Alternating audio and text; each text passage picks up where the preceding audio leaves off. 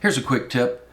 I want to bring this survey conversion into our project directory, but we need more topo than is shown on this survey. I don't know the source of the topo at this point. I'm assuming it could be GIS, but it could also be field run.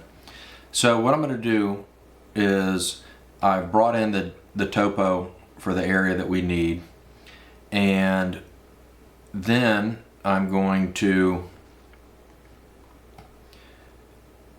change the colors of this topo so that it will be easily distinguished between this and the GIS topo. And I'm going to and then one other thing I've done is I've put this topo, I've changed the name of this topo to GIS here.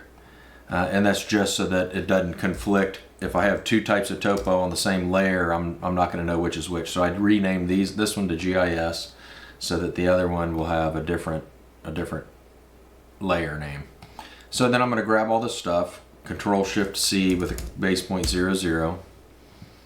And then I'm going to go back to here, paste at 0, 0, and it drops in. And you can see this topo is a little bit different, but now it's distinguishable between what was GIS and what wasn't. Here, this topo, I guess I'm going to have to ungroup it in order to see the elevation. This topo has an elevation of 46. That has an elevation of 46, so they're pretty close. Here that has an elevation of 44, but this is different over here. So it looks like this GIS topo, it almost looks like the road is shifted, or maybe this was measured when it was really old and a smaller road. So.